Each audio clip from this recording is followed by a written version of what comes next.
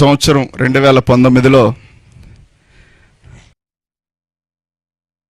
నేను కలిసి సీట్లు అనౌన్స్ చేశాము.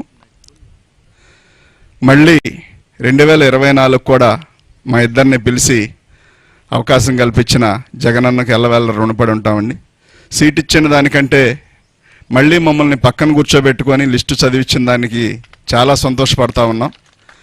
ఎందుకంటే మునివేళ్లతో కూడా ముట్టుకోవడానికి ఇష్టపడిన చాలా సమాజం నుంచి వచ్చిన వాళ్ళం.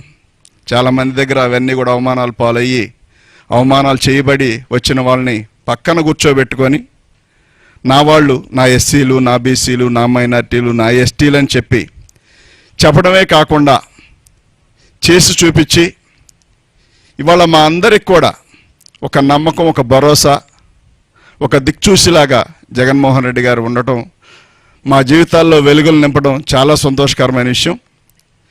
గతంలో ఎవరు చెప్పిన మాటలుగాను, ఓట్ల కోసం చెప్పిన మాటలుగానే మిగిలిపోయాయి. ఎప్పుడో ఒకప్పుడు మమ్మల్ని అంటూ అత్తుకునే వ్యక్తి, మమ్మల్ని వాసన వస్తున్నారు పక్కన వెళ్ళండి అనే వ్యక్తులు కాకుండా దగ్గరకు రమ్మని కౌగిలించుకునే వ్యక్తులు ఏదో ఒక రోజు రాకపోతారు అనుకునే సందర్భంలో మరి రాజశేఖర రెడ్డి గారు, ఆ తర్వాత ఆయన చనిపోవడం, మా జీవితాల్లోనైతే వాస్తవానికి రాజశేఖర రెడ్డి గారి వల్లనే మేము ఆర్థికంగా బలపడ్డాం. ఆయన వచ్చిన తర్వాత రుణమాఫీ జరగనివ్వండి, కరెంటు బిల్లులు కానివ్వండి, ఉచిత కరెంటు కానివ్వండి, కరెంటు బిల్లులు కట్టక గత ప్రభుత్వం హయాంలో మా మోటార్లన్నీ పీకి గుంటూరు మరి ఎస్సీ కార్పొరేషన్లో తీసుకెళ్ళి పెట్టిన సందర్భం. దాదాపుగా 70 మోటార్లు తీసుకెళ్ళి, కరెంటు మోటార్లు తీసుకెళ్ళి కరెంటు బిల్లు కట్టలేదు. అప్పుడు బిల్లు అంతా ఉండేది కాదు, 15 రూపాయలు 20 రూపాయలు బిల్లు ఉండేది. ఆ బిల్లు కట్టినప్పటికి కూడా మోటార్లన్నీ తీసుకెళ్ళి టీడీపీ ప్రభుత్వం అవన్నీ తీసుకెళ్ళి ఒక చోట గుట్టగా పెడితే మేము 100 సార్లు తిరిగినా కానీ ఆ మోటార్లు ఇవ్వలేదు, పైర్లన్నీ వదిలేసిన సందర్భం. కానీ అదే రోజుల్లో రాజశేఖర రెడ్డి గారు రావడం, అదేవిధంగా మా అందరినీ ఆదుకోవడం, బ్యాంకు లోన్ పెట్టినప్పుడు లోన్ రద్దు అవడం, మేము ఇందిరమ్మ కాలనీ ఇస్తే రాజశేఖర రెడ్డి గారు ఇస్తే ఇప్పుడు కూడా ఉండే ఇల్లు అదే.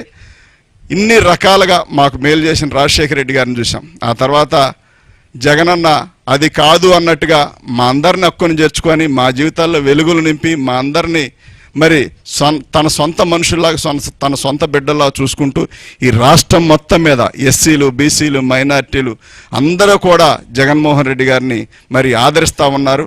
ఇవాళ ఎవరు ఎంతమంది కలిసి వచ్చినప్పటికి కూడా రేపు భవిష్యత్తు దేవుడు పైన దేవుడు నిర్ణయించేది ఒకే ఒకటి, ఆయన ఆలోచన కలిగిన వ్యక్తినే ముందుకు తీసుకెళ్తాడే తప్ప మరో వ్యక్తిని ఆయన తీసుకెళ్లే ఉద్దేశం లేదు. కాబట్టి ఇంత మంచి అవకాశం కల్పించిన జగనన్నకు ఎల్లవేళ రుణపడి ఉంటుంది తప్ప మా వంతు మేమేం చేయగలిగే పరిస్థితి కాదు.